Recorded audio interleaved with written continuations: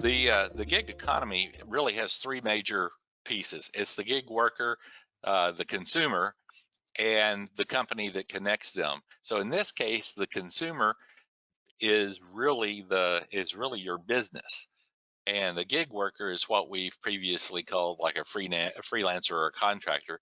And then there are companies that are specializing in connecting those gig workers with companies. So as example, a gig worker can be an expert in a very specific task, which increases the quality of the work provided by your company. You may have a specific task that's a key function of your service you provide, but it doesn't make financial sense to hire a full-time employee to be an expert because you can't fill their day with that high-value work. Maybe you're the expert and you're lacking specializing in, like, let's say, Dynamics 365 project service automation. You might not be able to find a traditional job where that's all you do. But as a gig worker, you can bring your expertise to many different companies that can't afford a full-time Dynamics expert to assist them, and you can increase their profits from their projects. The key is getting the expertise applied to the problem as quick as possible with the lowest cost. Then we all win. So gig workers is the latest rev of like freelance or contractor, are hired to perform a defined task or project for a defined cost, which will change what the workforce looks like and change things like security concerns. How do we provide access to our information and clients securely?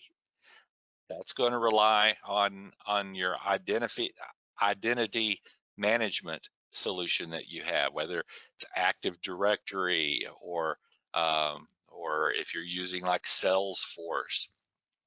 How can we make sure our intellectual property is safe? We give people access. We need to be able to control that. So the security access with tied into your identity management. Of course, this opens up a whole consideration we have to take with our human resources people. These gig workers will represent our company, and what agreements do we have in place with them to make sure that that we're controlling that interface? And of course, continuity of service. How do we go from the security, and that's quote security, of employees available for us for the job?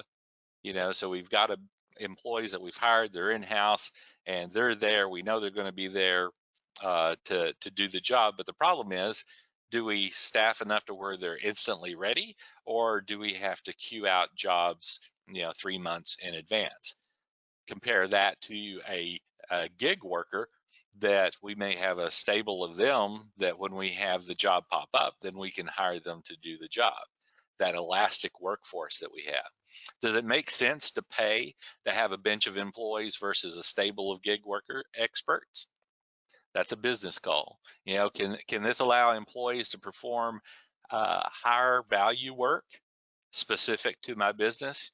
Yeah, I think that's a good place for being able to have the gig workers fill in those jobs and those opportunities that still need expertise, but are not taking up a lot of your billable time or your full-time employee. And then of course there's compliance issues. Have you addressed the compliance issues like HIPAA and PCI or other things that your business may be subject to? 36% of U.S. workers did approximately 57 million consider themselves gig workers and contributed over $1 trillion to the 2018 economy. By 2027, it's estimated that over 50% of U.S. workers will be gig workers.